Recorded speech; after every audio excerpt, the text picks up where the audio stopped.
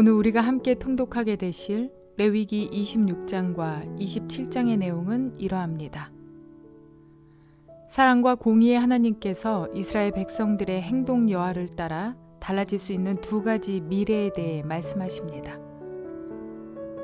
26장에서 하나님께서는 너희가 내 규례와 계명을 준행하면 이라는 말씀을 시작으로 그에 따른 복을 말씀하시고, 또 이어서 너희가 나를 거슬러 내게 청종하지 아니할진대 라는 말씀을 시작으로 그에 따른 벌을 말씀하십니다.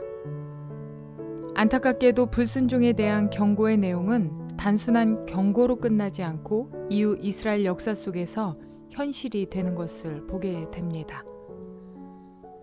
그런데 하나님께서는 그 모든 말씀의 마지막에 언약을 폐하지 아니하시고 그들의 하나님이 되어주시겠다는 놀라운 선언을 이어하십니다.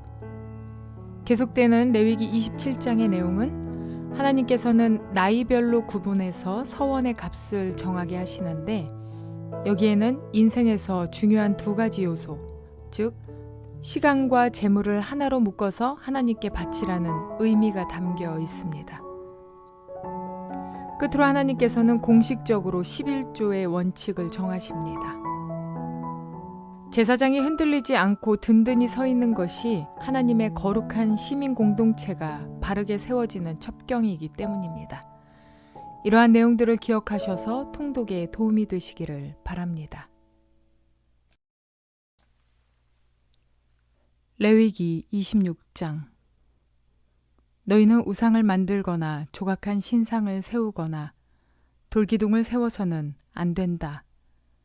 또 너희가 사는 땅에 조각한 석상을 세우고 그것들에게 절해서는 안 된다. 나는 주 너희의 하나님이다. 너희는 내가 정하여 준 안식의 절기들을 지켜야 한다. 너희는 나에게 예배하는 성소를 속되게 해서는 안 된다. 나는 주다. 너희가 내게 세운 규례를 따르고 내가 명한 계명을 그대로 받들어 지키면 나는 철따라 너희에게 비를 내리겠다. 땅은 소출을 내고 들의 나무들은 열매를 맺을 것이다.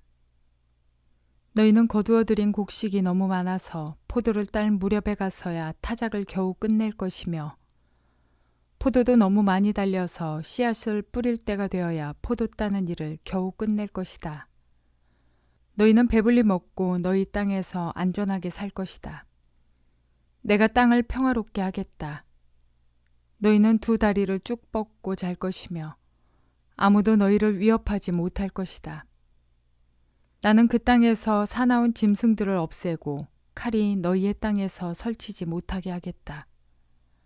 너희의 원수들은 너희에게 쫓기다가 너희가 보는 앞에서 칼에 맞아 쓰러지고 말 것이다. 그들 100명이 너희 5명에게 쫓기고 그들 10,000명이 너희 100명에게 쫓길 것이다. 너희의 원수들이 너희가 보는 앞에서 칼에 맞아 쓰러지고 말 것이다. 나는 너희를 보살펴 자손을 낳게 하고 자손이 많게 하겠다. 너희와 세운 언약을 나는 꼭 지킨다. 너희는 지난해에 거두어들인 곡식을 미처 다 먹지도 못한 채 해곡식을 저장하려고 해묵은 곡식을 바깥으로 퍼내야만 할 것이다. 너희가 사는 곳에서 나도 같이 살겠다. 나는 너희를 싫어하지 않는다. 나는 너희 사이에서 거닐겠다. 나는 너희의 하나님이 되고 너희는 나의 백성이 될 것이다. 내가 주 너희의 하나님이다. 나는 너희를 이집트 땅에서 이끌어내어 그들의 노예가 되지 않도록 하였다. 또 나는 너희가 메고 있던 멍에의 기름때를 부수어서 너희가 얼굴을 들고 다니게 하였다. 그러나 너희가 내가 하는 말을 듣지 않고 이 모든 명령을 지키지 않거나 내가 정하여 준 규례를 지키지 않고 내가 세워준 법도를 싫어하여 나의 모든 계명을 그대로 실천하지 않고 내가 세운 언약을 어기면 나는 너희에게 다음과 같이 보복하겠다. 갑작스런 재앙 곧 폐병과 열병을 너희에게 보내서 너희의 눈을 어둡게 하고 기운이 쏙 빠지게 하겠다. 너희가 씨를 뿌려도 너희의 원수들이 와서 먹어버릴 것이다. 내가 성난 얼굴로 너희를 쏘아보는 동안에 너희는 원수들에게 얻어맞을 것이다. 너희를 미워하는 그 자들이 너희를 다스릴 것이다. 너희는 쫓는 사람이 없어도 도망다니는 신세가 될 것이다. 너희가 이 지경이 되어도 나의 말을 듣지 않으면 이번에는 너희가 지은 죄를 7배로 벌하여 너희가 자랑하는 그 힘을 꺾겠다. 너희의 하늘을 쇠처럼 너희의 땅을 놋쇠처럼 단단하게 만들겠다. 그러면 너희가 아무리 힘을 써도 너희의 땅은 소출을 내지 못할 것이며 땅에 심은 나무도 열매를 맺지 못할 것이다. 너희가 나를 거역하여 나의 말에 순종하지 않으면 나도 너희에게 너희가 지은 죄보다 7배나 벌을 더 내리겠다. 들짐승을 보내어 너희에게 대들게 하겠다. 그 짐승들은 너희의 아이들을 움켜가고 너희의 가축대를 죽일 것이며 너희의 수가 줄어서 너희가 다니는 길도 한산할 것이다. 일이 이 지경이 될 때까지도 너희가 나에게로 마음을 돌이키지 않고 여전히 나를 거역하면 나도 너희를 거역할 수밖에 없다. 나 역시 너희가 지은 죄를 7배로 보복하겠다. 내가 너희에게 전쟁을 보내어서 너희가 언약을 어긴 것을 보복하겠다. 너희가 여러 성읍으로 피하면 너희에게 재앙을 뒤따라 보내서라도 너희를 원수의 손에 넘겨주겠다. 내가 먹거리를 끊어버리면 10여인이 너희가 먹을 빵을 한 화덕에서 구울 것이며 그 여인들은 빵을 저울에 달아 너희에게 줄 것이다. 그러면 너희는 먹기는 먹어도 여전히 배가 고플 것이다. 이렇게까지 하여도 너희가 나의 말을 듣지 않고 여전히 나를 거역하면 나는 더욱 노하여 너희를 거역할 것이며 너희는 너희가 지은 죄보다 7배나 더 벌을 받게 될 것이다. 그렇게 되면 너희는 너희 아들의 살과 딸의 살이라도 먹을 것이다. 내가 높은 곳에 있는 너희의 산당들을 모조리 부수며 분향단들을 다 헐고 너희의 시체를 너희가 섬기는 그 우상들의 시체 위에 다 쌓아 놓을 것이다. 나는 도저히 너희를 불쌍히 여길 수가 없다. 너희가 살던 마을들을 폐허로 만들고 너희가 드나들던 성소들을 황량하게 만들 것이다. 너희가 바치는 향도 기쁘게 받지 않을 것이다. 나는 또 땅을 황폐하게 할 것이다. 거기에서 사는 너희의 원수들은 거칠고 못쓰게 된 그 땅을 보고 놀랄 것이다. 나는 너희를 여러 민족 사이로 흩어버리고 칼을 뽑아 너희 뒤를 쫓게 할 것이다. 너희가 살던 땅은 버려진 채 거칠고 쓸모없이 될 것이며 너희가 살던 마을들은 폐허가 될 것이다.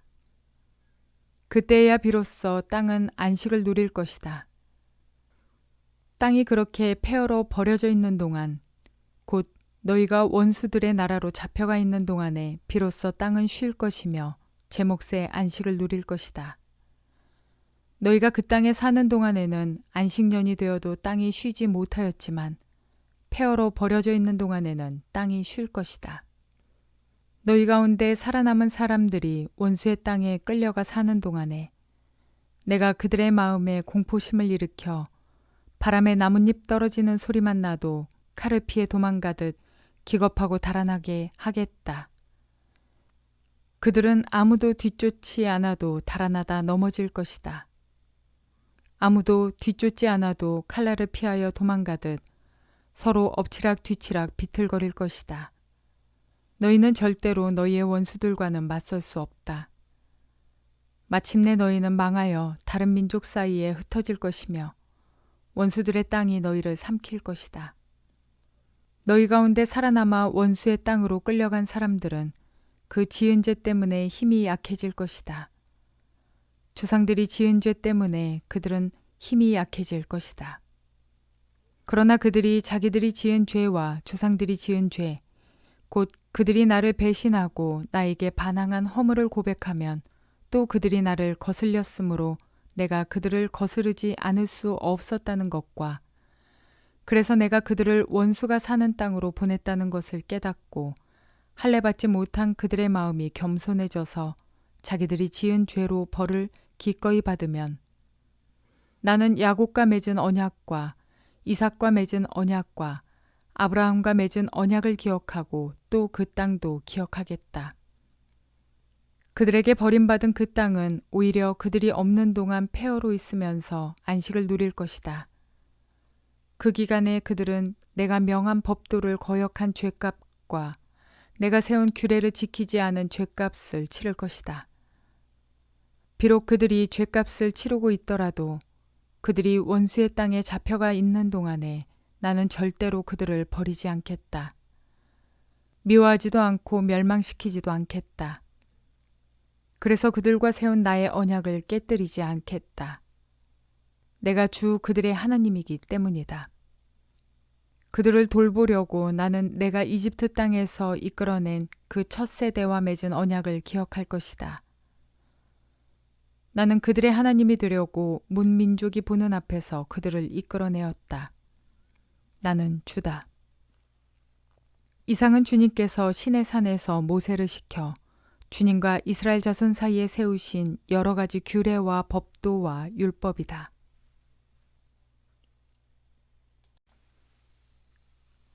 레위기 27장. 주님께서 모세에게 말씀하셨다. 너는 이스라엘 자손에게 말하여라. 그들에게 다음과 같이 일러라. 어느 누구든지 주에게 사람을 드리기로 서약하고 그 사람에 해당되는 값을 돈으로 환산하여 드리기로 하였으면 그 값은 다음과 같다. 20살로부터 60살까지의 남자의 값은 성소에서 사용되는 세겔로 쳐서 은 50세겔이고 여자의 값은 30세겔이다. 5살에서부터 20살까지는 남자의 값은 20세겔이고 여자는 10세겔이다. 난지 한 달 된 아이에게서부터 5살까지는 남자의 값은 은 5세겔이고 여자의 값은 은 3세겔이다.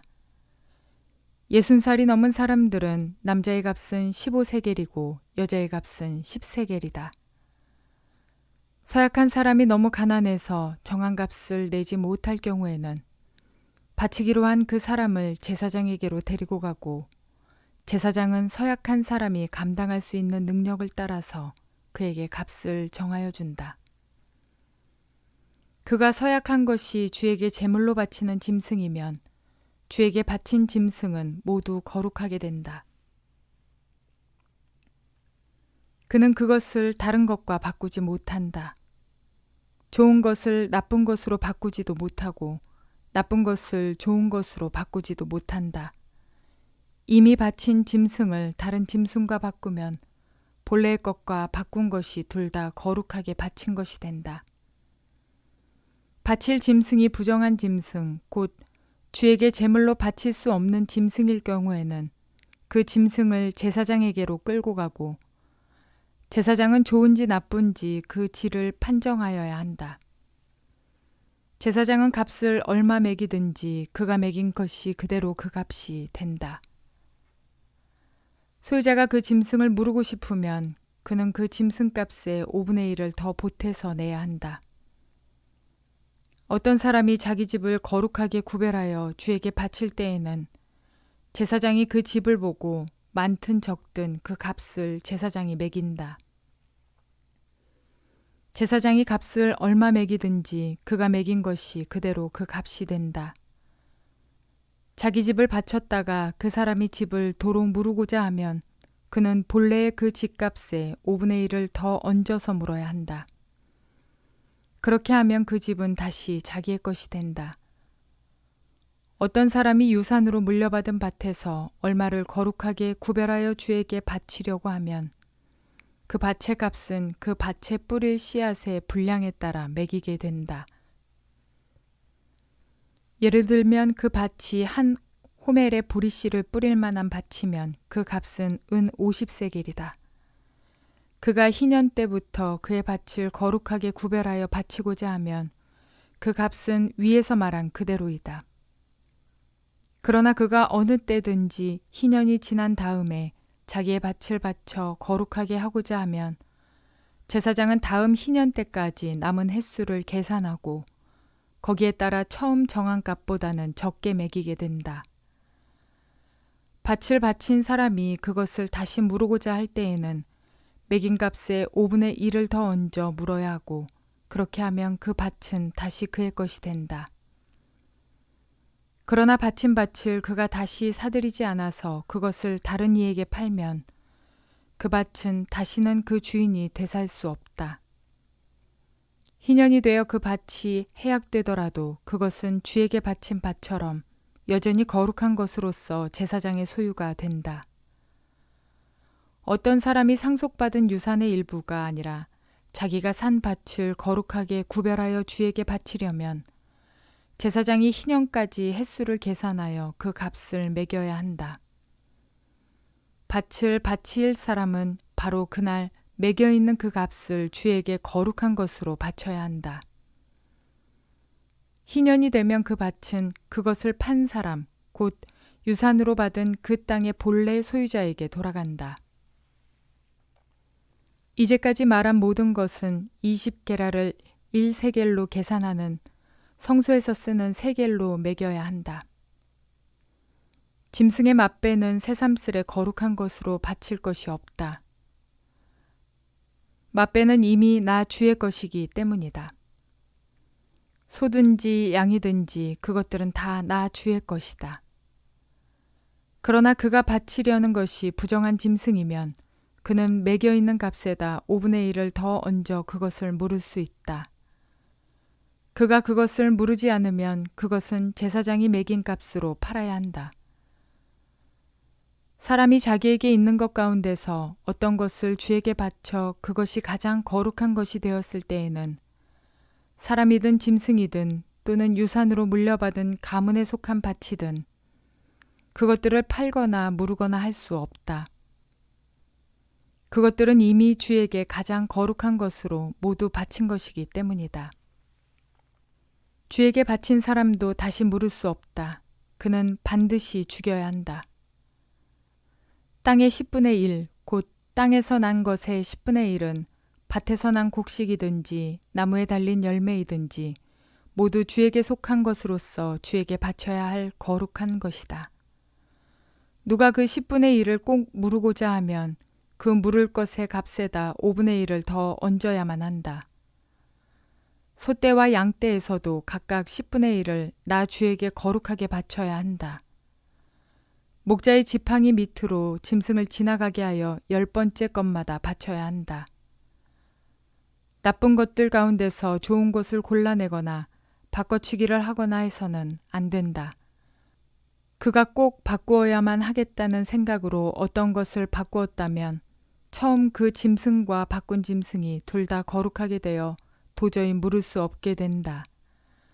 이것은 주님께서 시내산에서 모세더러 이스라엘 자손에게 이르라고 내리신 명령이다.